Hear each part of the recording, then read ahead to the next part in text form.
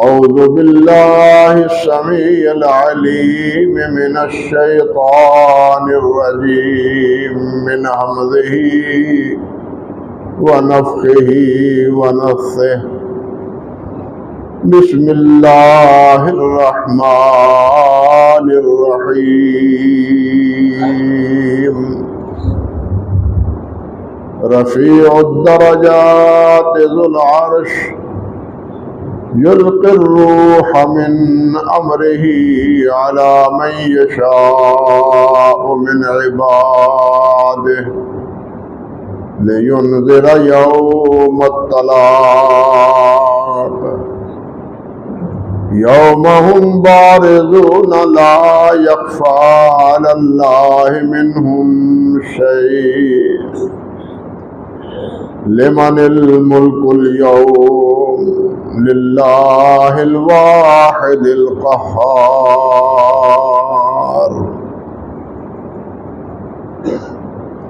محترم معزز سامعین کرام، عزت مآب میری بہنوں اور بیٹیوں، انہی آیات مبارکہ کے روشنی میں کچھ باتیں گزشتہ خطبے میں آپ سے عرض کر چکا ہوں۔ اللہ سبحانہ و تعالی نے اپنی عظمت اور اپنی کبریائی کا اظہار کرتے ہوئے یہ بھی ارشاد فرمایا ہے کہ وہ جس پر چاہتا ہے اپنی وحی نازل کر دیتا ہے، اس میں کسی کا کوئی عمل دخل نہیں ہے، نہ یہ نبوت اور رسالت کسبی ہے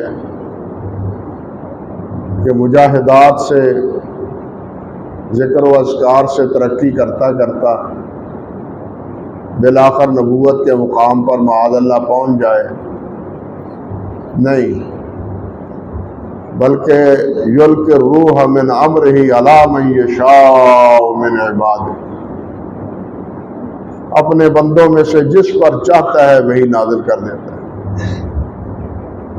یہ اس کی مشیت کا، اس کی مرضی کا فیصلہ ہے، جسے چاہے یہ اعزاز عطا فرما۔ اور یہ نبوت اور یہ رسالت ہے کس لیے؟ فرمایا لِيُنذِرَ يَوْمَ الطَّلَاقِ، تاکہ ملاقات کے دن سے ڈرائے۔ ملاقات کن کی؟ سب سے پہلی بات تو یہ کہ ارواح اپنے اجساد سے ملاقات کریں۔ جسم جل گیا ہے، پانی میں ڈوب کے مچھلیوں کی خوراک بن گیا ہے، یا درندوں نے چیر پھاڑ کے اس کو اپنی خوراک بنا لیا ہے، یا مٹی میں مل گیا ہے، ہڈیاں گل سڑ گئی۔ اللہ سبحانہ و تعالی جہاں جس کے ذرات ہوں گے ان کو حکم دے گا اور وہ سارے جمع ہو جائیں، اور پھر یہ روحیں ان جسموں میں چلے جائیں گی۔ یہ نہیں ہوگا کہ کوئی روح کسی اور جسم میں چلی جائے، یہ سارا معاملہ اللہ ذوالجلال کی قدرت کاملہ پر۔ پہلے تو تمام اجساد کا وجود میں آنا جو بالکل مر مٹ گیا ہے، اور یہ اللہ ذوالجلال والاکرام کے لیے مشکل نہیں۔ حدیث پاک میں بھی، بلکہ خود قرآن مجید میں بھی اس کی شہادتیں موجود ہیں۔ حدیث میں وہ واقعہ آپ نے علماء کرام سے سنا ہوگا جس میں آپ نے بیان فرمایا کہ بنی اسرائیل کا ایک آدمی تھا، اس نے اپنے بیٹوں سے کہا کہ میرے پلے تو کچھ نہیں، مجھے ڈر لگتا ہے کہ مجھے اللہ ذوال جلال جب اٹھائیں گے تو پھر میں اللہ سبحانہ و تعالیٰ کو کیا جواب دوں گا۔ اس لیے تم ایسا کرنا، مرنے کے بعد میرے جسم کو جلا دینا، اس کی خاک کچھ تو پانیوں میں بہا دینا، کچھ فضا میں اڑا دینا، اور کچھ مٹی میں رلا ملا دینا، تاکہ میں اٹھوں ہی نہ اور مجھ سے بات پرس نہ ہو، کیونکہ میرے پلے کچھ نہیں۔ اللہ اکبر کبیرہ، اس کا اللہ پر ایمان ہے لیکن بے خبر ہے، اپنی جہالت کی وجہ سے، بے خبری کی وجہ سے۔ اس کا جہل یہ ہے کہ وہ یہ سمجھتا ہے کہ شاید اس بہانے پہ میں بچ جاؤں۔ اللہ کے ایک مومن کے ایمان کا تقاضا یہ ہے کہ اللہ سبحانہ و تعالی ہر چیز پہ قادر ہے۔ مر گیا، بیٹوں نے اسی طرح کیا وصیت کے مطابق۔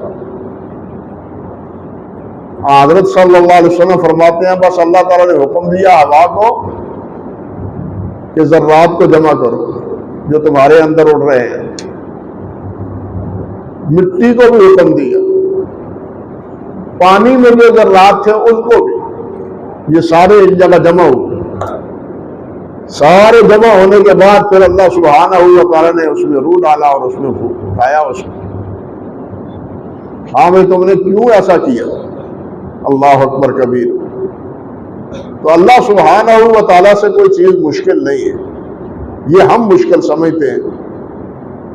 اللہ ہر چیز پہ، ان اللہ علی کل شیء قدیر، اللہ ہر چیز پہ قادر ہے۔ پھر اس سے پوچھا تو اس نے یہی عرض کیا کہ بارے الہ، میرے پلے تو کچھ نہیں تھا، میں نے تو ڈرتے ہوئے اپنے بیٹوں کو یہ کہا کہ شاید اس طرح میں بچ جاؤں۔ اللہ نے پوچھا مجھ سے ڈرتے ہوئے تو نے ایسا کیا تھا؟ جی ہاں، مجھ سے، آپ سے ڈرتے ہوئے میں نے ایسا کیا۔ اللہ تعالیٰ فرمائیں گے، اور فرمایا اللہ تعالیٰ نے کہ جاؤ میں نے تمہیں معاف کر دیا کیونکہ تیرے دل میں میرا ڈر موجود تھا۔ یہ حرکت تو تیری غلط تھی اپنی جہالت کی وجہ سے۔ اور اسی واقعے سے علماء استدلال کرتے ہیں کہ اللہ تعالیٰ کے ہاں جہل عذر ہے۔ ایک جاہل آدمی ہے، وہ اللہ سبحانہ و تعالیٰ کو یا دین کے کسی مسئلے کو نہیں سمجھتا، تو وہ ایک دائرے میں معذور ہے، اس کا جہل عذر بن جاتا ہے، لیکن چاہیے اس کو یہ کہ وہ علم حاصل کرے۔ وہ ساری عمر بے خبر اور جاہل نہ رہے بلکہ علم حاصل کرے۔ قرآن مجید میں بھی حضرت ابراہیم علیہ السلام کا واقعہ سورۃ بقرہ میں 3 پارے میں اللہ سبحانہ و تعالیٰ نے ذکر کیا ہے۔ بلکہ حضرت ابراہیم علیہ السلام سے پہلے ایک اور واقعہ اللہ نے ذکر کیا، جس میں 2 اکٹھے واقعے اسی حوالے سے رب ذوال جلال والاکرام نے بیان فرمایا۔ ایک صاحب، بعض کہتے ہیں حضرت عزیر ہیں، لیکن اللہ بہتر جانتا ہے کون ہے۔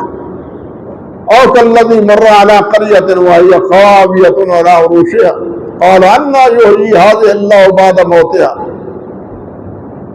کہ وہ صاحب ایک پرانی بستی سے ان کا گزر ہوا، کھنڈر بن چکے تھے، بالکل ہر چیز مٹ مٹا گئی تھی، تو وہ کہنے لگا انا یحیی هذه اللہ بعد موتها، ان کے مرنے کے بعد اللہ انہیں کیسے زندہ کرے گا؟ فاماتہ اللہ مئۃ عام ثم بعثہ، اللہ سبحانہ و تعالیٰ نے اس کو وہیں بیٹھے تھے وہاں موت طاری کر دی، 100 سال تک وہ مرے رہے. اللہ اکبر کبیر. 100 سال تک میرا تعاق.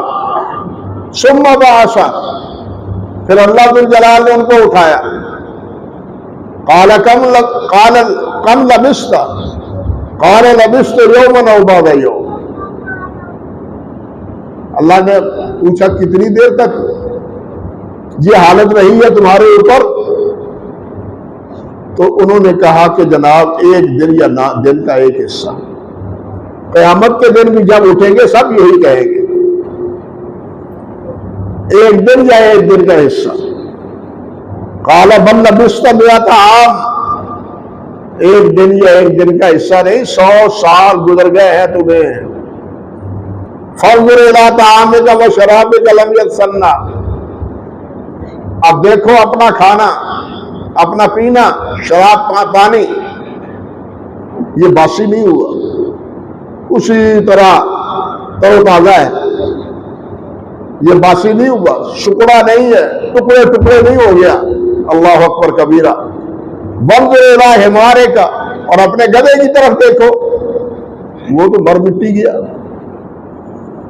وہ مرا ہوا تھا. 100 سال تک کیسے زندہ رہ سکتا تھا؟ اللہ فرماتے ہیں وَلِنَجْعَلَكَ آیَةً لِلنَّاسِ، ہم تمہیں لوگوں کے لیے نشانی بنا رہے ہیں. قیامت پر ایمان لانے والوں کے لیے یہ نشانی ہے گویا کہ اللہ تعالیٰ نے بنائی. فَانْبَايَا وَانْظُرْ إِلَىٰ عِظَامِكَ كَيْفَ نُنشِزُهَا، اب یہ اس کی بکھری ہوئی ہڈیوں کو دیکھو ہم ان کو کیسے جمع کرتے ہیں. ثُمَّ نَكْسُوهَا لَحْمًا، پھر اس پر ہم گوشت چڑھاتے ہیں. فَلَمَّا تَبَيَّنَ لَهُ قَالَ أَعْلَمُ أَنَّ اللَّهَ عَلَىٰ كُلِّ شَيْءٍ قَدِيرٌ. جب گدھا اٹھ کے ہنہنانے لگا تو کہنے لگے اللہ ہر چیز پر قادر ہے، میں ایمان لایا. اللہ اکبر کبیر. اس واقعے کو اللہ سبحانہ و تعالی نے بطور نشانی یا بطور آیت، تاکہ لوگوں کو یقین ہو کہ مرنے کے بعد جو ہڈیے بن جائیں، بالکل گل سڑ جائیں، ان کو زندہ کرنے پر اللہ ذوالجلال قادر ہے. اللہ کے لیے کوئی مشکل نہیں. ہمارے لیے یہ چیزیں مشکل، اور ہمیں یہ چیزیں محال نظر آتی. عقل کے اندھوں کو، جو عقل کے پجاری ہیں، ان کے نزدیک یہ سب کچھ، بلکہ عقل ہی کی وجہ سے عذاب قبر کا انکار ہے، قیامت کے اٹھنے کا انکار ہے، پل صراط سے گزرنے کا انکار ہے، میزان پر اعمال کے تولے جانے کا انکار ہے کہ اعمال کیسے تولے جائیں گے. یہ سب عقل کی بنیاد پر کہ تول تو چیز کسی چیز کا نام ہوتی ہے، اس کو تولا جاتا ہے. اعمال کیسے تولیں گے، یہ بول کیسے تولیں گے، یہ ہمارے لیے سمجھنے میں ہمارے لیے مشکل ہے.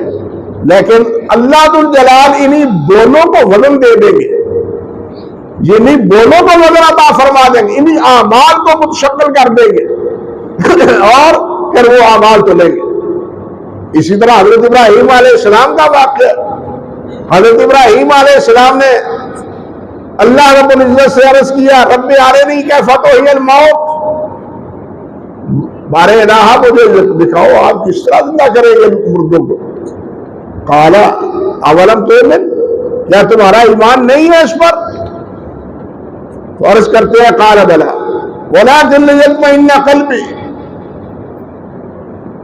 ایمان ہے میرا لیکن شنیدہ کہہ وہ مانے دے دیدہ، آنکھوں سے دیکھنا چاہتا ہوں، عین الیقین چاہتا ہوں. ایمان میرا ہے لیکن عین الیقین چاہتا ہوں. اچھا فرمایا یہ بات ہے تو فخذ اربعۃ من الطیر فصرهن الیک ثم اجعل علی کل جبل منهن جزءا، 4 پرندے لو، ان کو ذبح کر ڈالو اور ان کا گوشت علیحدہ 4 پہاڑوں پر ڈال دو. ڈال دیا. فرمایا پھر کیا کرو؟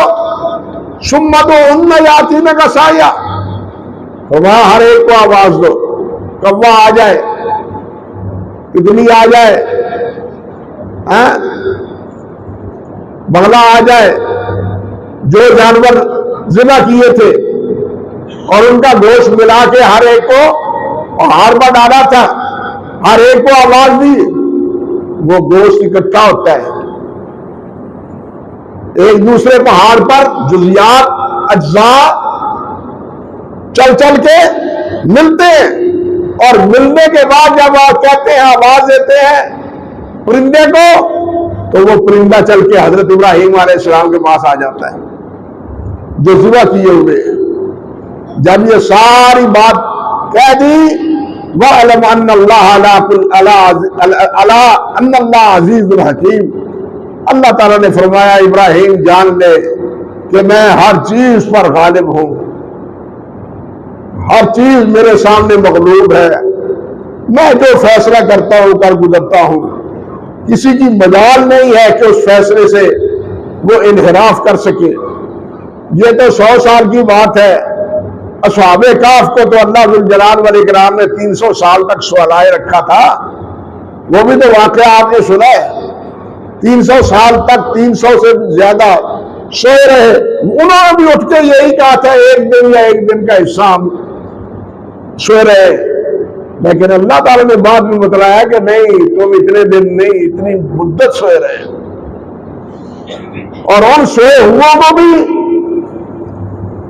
اب ایک انسان ہے، وہ ایک جگہ پڑا رہے بیمار ہو جاتا ہے، اتنی دیر تک سوئے رہنا یہ عقل کے مطابق نہیں ہے، اور یہ عقل کے اندھوں نے یہودیوں کے کہنے پر سوال کیا تھا نبی علیہ السلام سے، جو عقل کے پجاری تھے کفار مکہ، ساری تفسیر اللہ ذوالجلال نے بیان فرما دی، اور اشارہ کیا کہ تم تو قیامت کے دن پر ایمان نہیں لاتے، کہ قیامت آئے گی، مردے زندہ ہوں گے، یہ بھی 300 سال تک پڑے رہے ہیں جن کے بارے میں تم نے سوال کیا ہے، اب 300 سال کے بعد یہ اٹھے ہیں، اور اللہ نے ان کو ان کا جسم 300 سال تک محفوظ رکھا ہے۔ اللہ اگر اس چیز پر قادر ہے تو زمین پہ ملی ہوئے ذرات کو دوبارہ اٹھانے پر بھی قادر ہے، اللہ کے لیے کوئی مشکل نہیں ہے۔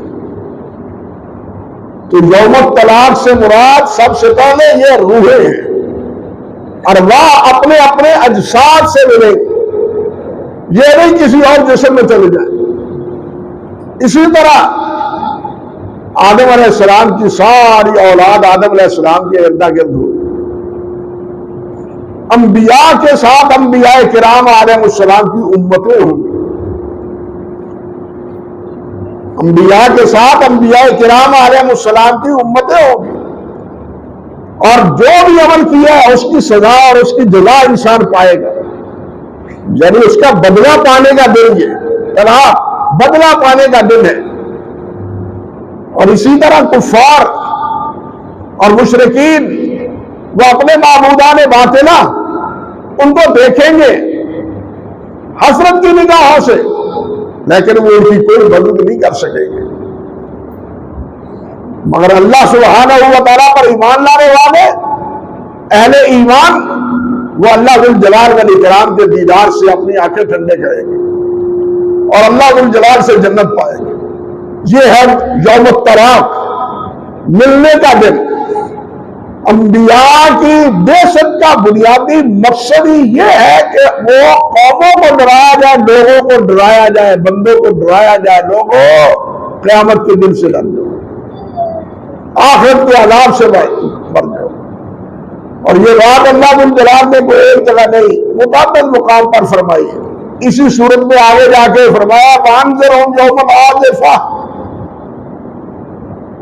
آیت نمبر 18 میں وَأَنذِرْهُمْ يَوْمَ الْآزِفَةِ، اے میرے نبی ان کو ڈراؤ جو ان قریب دن آنے والا ہے، وہ زیادہ دور نہیں ہے، قریب ہے، تم اس کو قریب دور سمجھتے ہو، میرے نزدیک وہ بہت قریب ہے۔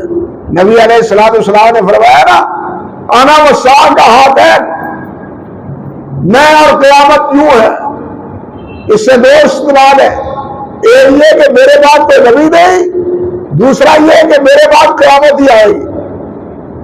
اور میرے بعد قیامت آئے گی بھی قریب.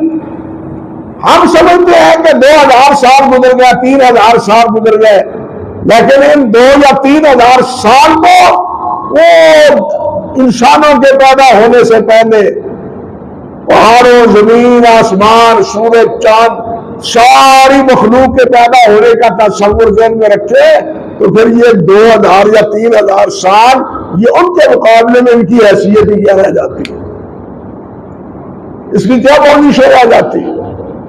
اس لیے اللہ ذو الجلال نے فرمایا وانذرہم یوم العاصفہ، قریب کی آنے والے گھڑی سے ان لوگوں کو ڈراؤ. اور کہیں اللہ ذو الجلال نے فرمایا وانذرہم یوم الحسرہ، اے میرے نبی حسرت کے دن سے، اللہ پچھتاوے کے دن سے اللہ بچائے. کفار اور مشرکین تو پچھتائیں گے، لیکن ایک بات سن لو، مومن بھی پچھتائیں گے، حتیٰ کہ جنت میں جا کے بھی پچھتائیں گے. حدیث میں آتا ہے کہ کیوں پچھتائیں گے؟ اس بات پر پچھتائیں گے کہ ہم فلاں مجلس میں بیٹھے تھے، باتیں کرتے رہے، کھانے کھاتے رہے، پانی پیتے رہے، لیکن اس مجلس میں نہ نبی علیہ السلام پر درود پڑھا اور نہ اللہ ذو الجلال کی تسبیح و تحمید بیان. اگر اس مجلس میں تسبیح و تحمید کی ہوتی، آپ پر درود پڑا ہوتا تو آج ایک درجہ اور بلند ہو. یہ پچھتاوا ہے. فرمایا وانذرہم یوم الحسرہ اذ قضی امرهم فی غفلۃ وهم لا یؤمنون. فرمایا اس حسرت کے دن سے ڈرائے جب سب کے فیصلے ہو جائیں گے. آج لوگ غفلت میں پڑے ہوئے ہیں اور وہ اس فیصلے کے دن پر ایمان نہیں لاتے. اس سے نتیجہ نکل آئے گا. کیا کرتے رہے ہو، کیا اعتقاد بنائے رکھا ہے تم نے، کیا اعمال تم نے کیے ہیں، یہ سارے نتیجے نکلے. ایک جگہ اللہ سبحانہ و تعالی ارشاد فرماتے ہیں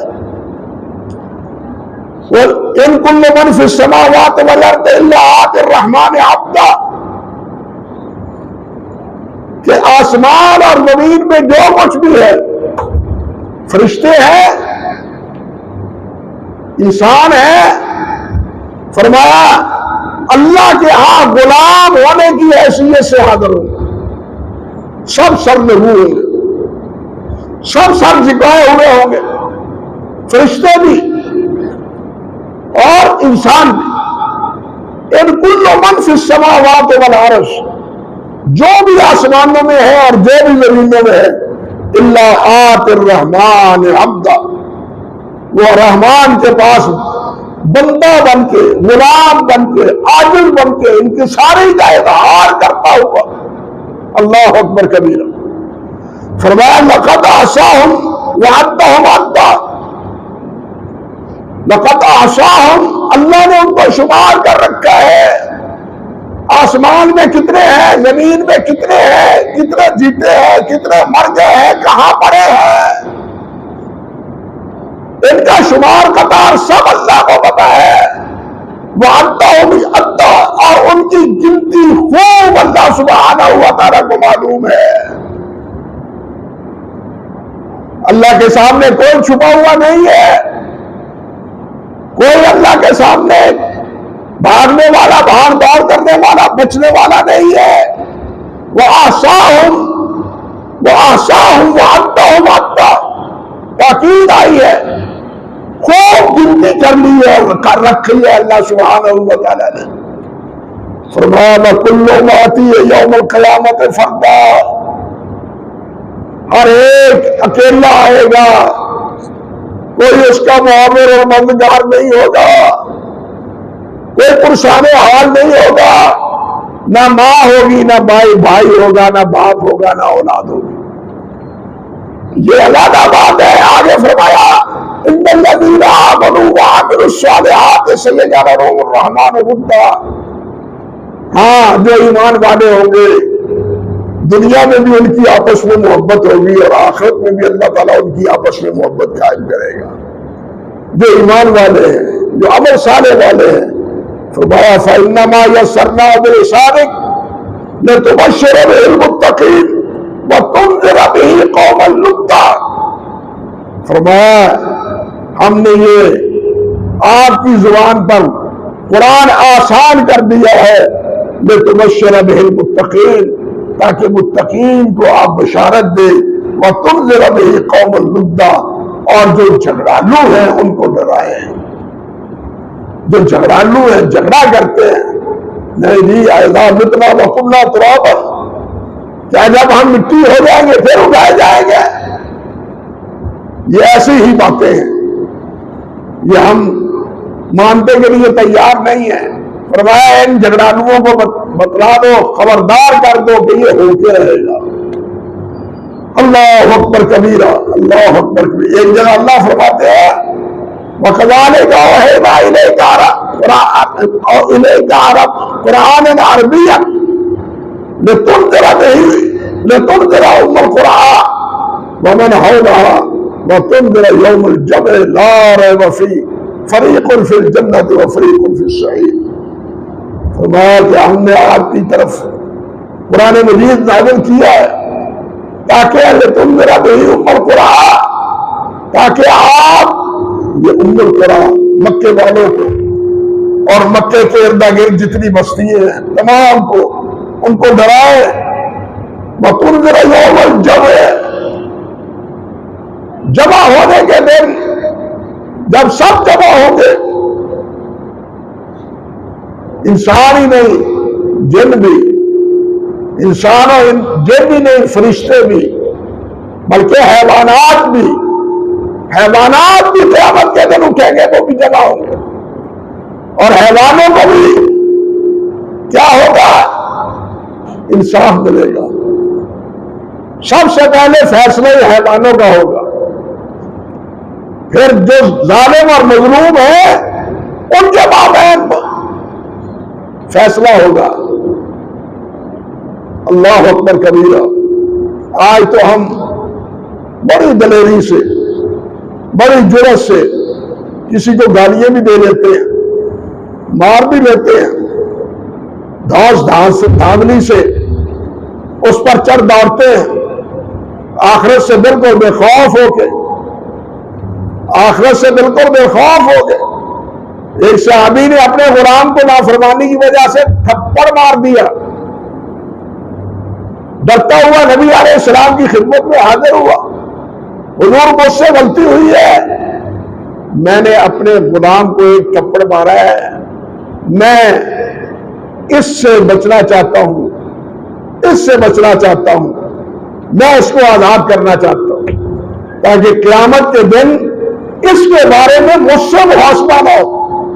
اندازہ کیجیے ایک تھپڑ کی وجہ سے غلام کو آزاد کر دیا۔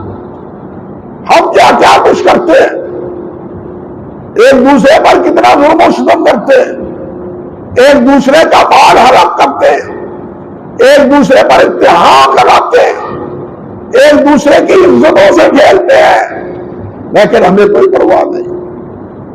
میرے بھائی، جو انصاف کے دن، اس انصاف کے دن جس طرح آج جہاں بے انصافی ہے وہاں بے انصافی نہیں ہوگی، وہاں انصاف ہوگا۔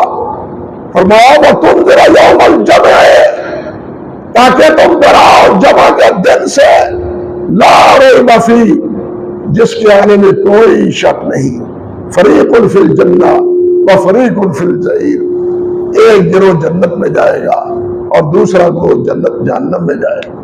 اللہ جہنم سے محفوظ رہا۔ تو انبیاء کی بعثت کا مقصد یہ لوگوں کو قیامت سے ڈرانا ہے، اللہ کی نافرمانی سے ڈرانا ہے کہ اللہ کی نافرمانی نہ کرو، جس کے نتیجے میں قیامت کے دن جہنم میں جانا پڑے گا۔ یہ بنیادی مقصد ہے تمام انبیاء کرام علیہ السلام کی بعثت۔ نبی علیہ السلام کو جو اللہ جل جلالہ نے سب سے پہلا حکم دیا ہے وہ کیا ہے؟ یا ایھا المزمل قم فانذر، قم، یا ایھا المزمل قم فانذر، اٹھے اور ڈرائے۔ پہلا حکم اللہ جل جلالہ اپنے پیارے پیغمبر کو فرماتے ہیں، قوم کو ڈرائے۔ آج کل افسوس کی بات یہ ہے کہ یہ ڈرانا اور یہ خبردار کرنا یہ ہمارے موضوع نہیں رہے. آج ہمارے موضوع بن گیا ہے کانوں کی لذت، زبان کا اور کانوں کا چسکا. یہ ہمارے موضوع ہے. نافرمانیوں سے بچانا اور نافرمانیوں سے خبردار کرنا، یہ آج ہمارا موضوع اکثر و بیشتر ختم ہو کے رہ گیا ہے. جہاں امر بالمعروف ہے اس کے پہلو کا پہلو نہیں انل منکر بھی ہے. اور یہ منکر سب سے بڑا کیا ہے کہ انسان کو اس دنیا کی محبت، اس دنیا کی محبت دلوں سے نکال کے آخرت کی محبت اللہ کے بندوں کے دلوں میں ڈال دی جائے. اللہ اکبر، یہ کام بہت مشکل ہے. انبیاء کرام علیہ السلام کا یہی مشن تھا کہ دنیا بالآخر کتنے دن ہے؟ 60-70 سال ہے. اب 60-70 سال کی زندگی میں انسان کیا کچھ کر پائے گا، کیا کچھ کھائے گا، کیا پہنے گا؟ لیکن ہمیشہ کی زندگی، دائمی زندگی، اس کو تک دینا، اس کو خراب کر لینا، یہ کسی عقل مند کا کام نہیں ہے کہ چند دن کی عیش و عشرت کی وجہ سے ہمیشہ کی زندگی برباد کر لے. اللہ ذو الجلال نے اس دنیا کا ذکر ایک جگہ نہیں بہت جگہ فرمایا، اور کہیں یہ فرمایا وَمَا الْحَيَاةُ الدُّنْيَا إِلَّا مَتَاعُ الْغُرُورِ، کہ دنیا تو دھوکے کی جگہ ہے. دنیا دھوکے کی جگہ ہے. کہیں فرمایا وَمَا الْحَيَاةُ الدُّنْيَا لَعِبٌ وَلَهْوٌ وَزِینَةٌ وَتَفَاخُرٌ وَتَکَاثُرٌ فِی الْأَمْوَالِ وَالْأَوْلَادِ. فرمایا یہ دنیا کیا ہے؟ یہ کھیل تماشا ہے، یہ زیب و زینت ہے، یہ تفاخر کا اظہار ہے. مال اور دولت میں اور اولاد میں، میرے پاس اتنا مال، میری اتنی اولاد، میری اتنی جائیداد، بس یہی رہ کے رہ گئی. یہ زینت بھائی بلا شبہ دنیا کی زینت. راتوں کو آپ چلے جائیں کسی بڑے مال پر، یورپ میں، برطانیہ میں، امریکہ میں، یہ عرب ممالک میں، بلکہ آپ ہی کی شہروں میں بڑے مالوں پر زیب و زینت اور آرائش اور زبائش اس کی انتہا ہے. اس زبائش میں مگن ہو جانا اور اسی کا ہی ہو کے رہ جانا اور اسی میں گھل مل جانا، یہ خطرناک ہے. اس کا انجام غلط ہے. اللہ ذو الجلال نے فرمایا قُلْ هَلْ نُنَبِّئُكُم بِالْأَخْسَرِينَ أَعْمَالًا الَّذِينَ ضَلَّ سَعْيُهُمْ فِي الْحَيَاةِ الدُّنْيَا وَهُمْ يَحْسَبُونَ أَنَّهُمْ يُحْسِنُونَ صُنْعًا.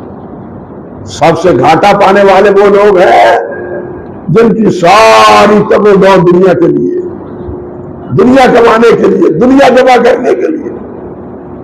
اللہ ذو الجلال نے فرمایا أَلْهَاكُمُ التَّكَاثُرُ، یہی تکاثر کی بیماری نے تمہیں غافل کر دیا ہے. اذانیں ہوتی ہے پرواہ نہیں کرتے، نماز کی پرواہ نہیں ہے، گھر میں بیٹھے ہیں نماز کی پرواہ نہیں ہے. اسی تکاثر میں الہاکم التکاثر، اللہ اکبر کبیر. تو یہ دنیا اس کثرت کے حصول کے لیے سارے مر مٹ جا رہے ہیں. لیکن بھائی یہ دنیا نہ میری ہے نہ آپ کی ہے. یہ دنیا اسی وقت تک میری ہے جب تک میں کھاتا پیتا ہوں، بلکہ جب تک اللہ مجھے کھلاتا پلاتا ہے. ورنہ ایسا وقت بھی آتا ہے کہ سب کچھ ہونے کے باوجود وہ کچھ کھا نہیں سکتا، کچھ نہیں کھا سکتا، کچھ پہن نہیں سکتا، ننگا ہسپتالوں میں پڑا ہوتا ہے، نالیاں لگی ہوئی ہوتی ہیں اور ڈرپوں کے ذریعے اس کو خوراک دی جا رہی ہے، یہ منہ کے ذریعے کچھ کھا نہیں سکتا. یہ حالت ہوتی ہے انسان کی. وہ اللہ ہی کھلاتا ہے، وہ ہی پلاتا ہے. بھائی اور یہی اسی دنیا سے اللہ سبحانہ و تعالیٰ نے ہمیں خبردار کیا ہے. انبیاء بھی اسی لیے آئے ہیں اور صاف بتلایا ہے کہ یہ تو ہے دنیا، لیکن تمہارا حال کیا ہے؟ تمہارا حال یہ ہے ان ہؤلاء یحبون العاجلہ ویذرون وراءہم یوما ثقیلا. فرمایا یہ لوگ دنیا عاجلہ سے مراد جلدی نفع، دنیا کا نفع، دنیا کے نفع کو کمانے کے لیے ساری ان کی محبتیں، ساری تمدو، ساری کوششیں. وَيَذَرُونَ وَرَاءَهُمْ يَوْمًا ثَقِيلًا، اور اپنے پیچھے جو بہت بھاری دن ہے، بہت مشکل دن ہے، اس کی پرواہ تک نہیں کرتے. بہت مشکل دن ہے، بہت مشکل دن ہے. اللہ سبحانہ و تعالی ہماری مشکلیں آسان فرمائے. وہاں تپش ہی کی وجہ سے فرمایا بعض لوگ بد نصیب ہوں گے جن کے جسم کا اپنا پسینہ ان کے منہ تک ہوگا، وہ بھی ہوگے گلے تک ہوگا، ناف تک ہوگا، گھٹنوں تک ہوگا اور ٹخنوں تک ہوگا، اپنے اعمال اور اپنے عقائد کی بنیاد پر یہ کیفیت ہوگی. اللہ اکبر کبیرہ. اللہ، اور کوئی پرسان حال نہیں ہوگا. آنکھیں اندھی ہوگی، نابینا ہوگا، اندھیرا ہوگا. روشنی ہوگی تو ایمان اور عمل صالح کی روشنی ہوگی. اگر یہ عمل اور ایمان نہیں ہے تو اندھیرا ہی اندھیرا ہوگا، نابینا ہے. اللہ اکبر کبیرہ. بتلائیے ایسی کیفیت میں انسان کہاں جائے گا؟